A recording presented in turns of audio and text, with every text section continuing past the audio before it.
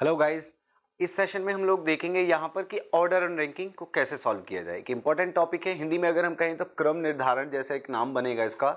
Order and ranking या ranking and number test, इस तरह से करके कुछ आपको जो है टॉपिक्स मिल जाएगा अलग अलग बुक्स में। देखो इंपॉर्टेंट टॉपिक है। अगर मैं इस टॉपिक से बात करूँ टाइप ऑफ क्वेश्चन की, तो दो टाइप के क्वेश्चन बनते हैं यहाँ से। एक रो पर बेस्ड, रो यानी हिंदी में हम कह सकते हैं पंक्ति, ठीक है। तो पंक्ति पर आधारित क्वेश्चंस जो है कुछ बन जाते हैं। और इसके अलावा कंपैरिजन पर बेस्ड, यानी कि जब हम करेंगे किन्हीं भी दो चीज़ों में कंपैरिजन यानी कि तुलना, तो उस पर जो है बेस्ड भी क्वेश्चंस बन जाते हैं। तो दो टाइप से क्वेश्चंस मेनली यहाँ पर बनते हैं। और यहाँ से आप मान करके चलिए इन दोनों टाइप से कि 2 to 3 क्वेश्चंस जो है पूछ लेता है इस टॉपिक से, इस पर्टिकुलर सेगमेंट से। तो इंपॉर्टेंट है, चाहे आप बैंक, एसएससी, रेलवेज, जो भी कोई एग्जाम आप देने जा रहे हैं, कोई भी कॉम्पिटेटिव एग्जाम दे रहे हैं, तो ये टॉपिक से क्वेश्चन जरूर मिलते हैं।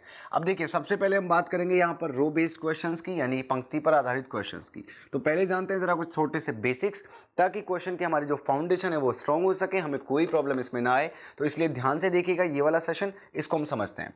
देखिए, अगर मैं एक रो की बात कर रहा हूँ, ठीक है, एक पंक्ति की बात कर रहा हूँ, तो ये मान लीजिए हमारा जो है एक रो हो गई जिसके कि ये दो एंड हमने मान लिए। इस रो को हम हमेशा कौन सा कहेंगे, इस एंड को लेफ्ट एंड, यानी कि बायां छोर, ठीक है। और ये वाला कौन सा होगा, राइट एंड हमेशा, यानी कि दायां छोर, ठीक है। क्योंकि इस टाइप के क्वेश्चंस में आपको वो ये नहीं बताएगा कि ये लोग कहाँ पर फेस करके बैठे हुए हैं। हमें बाय डिफॉल्ट इनको सभी को कहाँ पर मानना होगा, नॉर्थ फेसिंग। जब भी कभी ऑर्डर रैंकिंग का क्वेश्चन आएगा, हाँ, अगर वो बाय डिफॉल्ट अपनी तरफ से कह रहा है कि वो लोग ईस्ट फेस कर रहे हैं या वेस्ट या साउथ या किसी दूसरी डायरेक्शन में, तो एक अलग चीज़ है। अदरवाइज हम इन सभी जो लोगों को कहाँ पर, नॉर्थ फेसिंग मानेंगे, ठीक है। अब यहाँ से देखिए एक चीज़ आप समझिएगा। सपोज मैंने कह दिया कि यहाँ इस पॉइंट पर कोई एक पर्सन बैठा था जिसका नाम है ए, और लेफ्ट एंड से यहाँ से बाएं छोर से जब मैंने इसको इस तरह से काउंट किया सारे कैंडिडेट्स को, तो जो ए की रैंक है वो मान लीजिए मिलती है मुझे 25th। कहाँ से, लेफ्ट एंड से, यानी 25वें नंबर पर बाएं छोर से ए बैठा हुआ है। और यही ए इस दाएं छोर से मान लीजिए एक बैठा हुआ है 30वें नंबर पर, 30th पोजीशन पर दाएं छोर से, ठीक है, यानी कि राइट एंड से।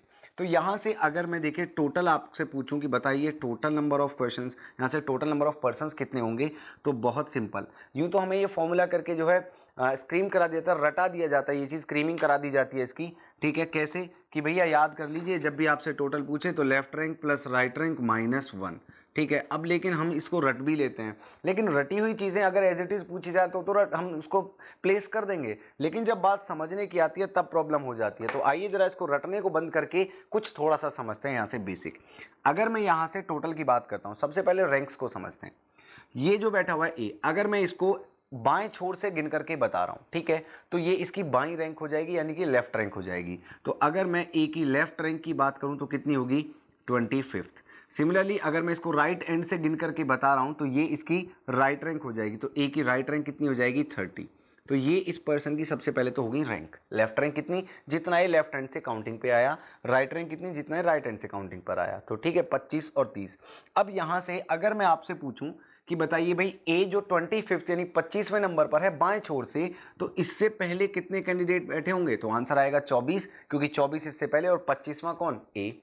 अब यहां से देखिए राइट हैंड से अगर मैं देखूं 30वें नंबर पर है, तो इससे पहले कितने कैंडिडेट बैठे होंगे, 29, यानी 29। क्यों, क्योंकि 29 पहले और 30वां ये।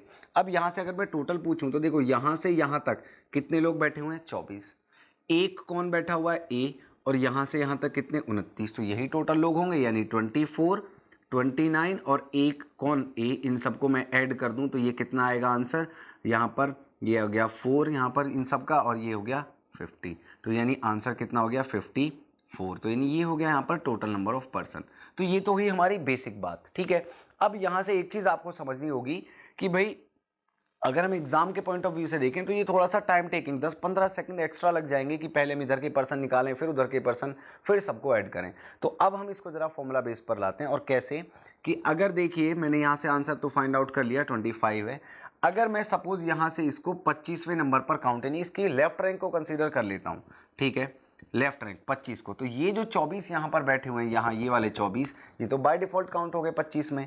सिमिलरली अगर मैं यहाँ से इसकी राइट रैंक कंसीडर कर लेता हूँ, यानी 30, तो ये 29 भी क्या हो गए, बाय डिफॉल्ट कंसीडर हो गए। तो मैंने क्या किया कि इन 25 और 30 यानी कि जो दोनों रैंक दी हुई थी इनको उठा करके जोड़ दिया।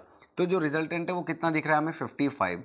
लेकिन टोटल तो 54 था, तो ये 55 क्यों है? ये इसलिए क्योंकि यहाँ पर जो एक पर्सन बैठा हुआ है ए, ये 25वें नंबर पर था, तो इसका मतलब मैंने ए को काउंट कर लिया, ये 25वां है, और इधर से 30वां भी कौन है? ए, तो मतलब ए ही 25वां, ए ही 30वां, तो ए को एक बार एक्स्ट्रा गिन लिया गया, तो इसलिए यहाँ से क्या कर दिया हमने -1, और जो रिजल्टेंट है वो कितना आया? 54। तो यहाँ से हमने वो फॉर्मूला डेराइव किया कि अगर एक ही पर्सन की हमें 2 रैंक दी हुई हैं तो लेफ्ट रैंक राइट रैंक दोनों को जोड़िए, -1 करिए, तो ऐसा करने पर आपको total number of person in the row मिल जाएगा, यानी कि कुल मिलाकर के कितने लोग बैठे हुए हैं। ठीक है, या फिर मैं इसको ऐसा भी कह सकता हूं कि अगर हमें लेफ्ट रैंक और राइट रैंक दी जाए और हम माइनस कर दें उन दोनों रैंक के सम से एक्स्ट्रा नंबर ऑफ पर्सन को, उन लोगों को जो कि एक्स्ट्रा काउंट हुए, तो इस कंडीशन में हमें टोटल नंबर ऑफ पर्सन जो है वो फाइंड आउट हो जाता है। ठीक है, तो इस तरह के क्वेश्चंस आपको अक्सर एग्जाम में मिलेंगे जहां पर हम इन दोनों चीज़ों का, इन दोनों फॉर्मूलाज का यूज़ करते हैं। अब इस फॉर्मूला की अगर मैं बात करूं, left rank plus right rank -1 बराबर टोटल, तो यहाँ पर 3 वेरिएबल हमें दिखाई पड़ रहे हैं। क्या? एक लेफ्ट रैंक, एक राइट रैंक और तीसरा कौन सा? टोटल। 3 में से कोई भी 2 हमें दे दी जाए तो हम तीसरा फाइंड आउट कर सकते हैं। कैसे? एक छोटे से क्वेश्चन से देख लेते हैं। ठीक है, इसके बाद हम आगे की चीज़ें देखेंगे, यानी नेक्स्ट चीज़ें देखेंगे। तो आपने क्या करना है, इन फॉर्मूलाज को नोट कर लेना है, नोट्स बनाने हैं अपने, और इनको जो है आपने नोट कर लेना है। अब इसके बाद यहाँ से देखिए, अगर मैं आपसे पूछूं कि सपोज कोई एक रो जिसपे कि ये बैठा हुआ है यहाँ पर बी, ठीक है, लेफ्ट एंड से 28वें नंबर पर, ठीक है, लेफ्ट एंड से, यानी बी की लेफ्ट रैंक कितनी है? 28। ठीक है, यहाँ से लेकर यहाँ तक कुल मिला के जो टोटल नंबर ऑफ पर्सन इस रो में बैठे हुए हैं, मान लीजिए मैंने कह दिया वो हैं 38। ठीक है, कितने हैं? 38। तो बताइए बी की जो है राइट रैंक कितनी होगी? बी की राइट रैंक कितनी होगी? तो अब देखो, हमने अभी एक फॉर्मूला पढ़ा था, left rank plus right rank -1 बराबर टोटल। ठीक है, एक ही पर्सन की लेफ्ट रैंक और राइट रैंक का जिक्र है, बी की ही लेफ्ट रैंक दी हुई है और उसी की राइट रैंक पूछी है। तो देखो लेफ्ट रैंक कितनी होगी? जितना है लेफ्ट हैंड से हमें गिवन है, यानी 28। तो लेफ्ट रैंक की वैल्यू हमने यहाँ पर पुट कर दी। राइट रैंक हमने फाइंड आउट करनी है, एज इट इज़ रखा, -1 एज इट इज़ रहेगा। टोटल कितना दिया हुआ है हमें? 38। ठीक है, ये हो गया 38। तो अब देखो 28 -1 कितना रहेगा? 27, और इधर लेकर के जाएंगे तो माइनस करने पर यहाँ पर ये कितना मिलेगा?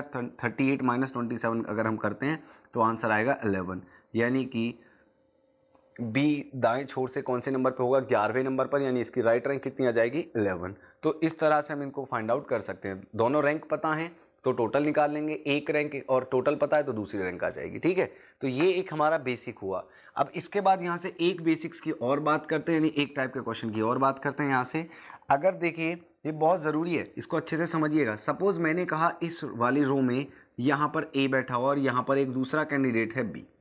मैं कहता हूं ए के दाईं तरफ बी 15वें नंबर पर बैठा हुआ है, यानी 15th पोजीशन पर है। ए के दाईं तरफ बी 15th पोजीशन पर है, ए के राइट में 15th। तो मैं पूछूंगी बताइए यहां इनके बीच में कितने लोग होंगे? तो आंसर आएगा 14। क्यों?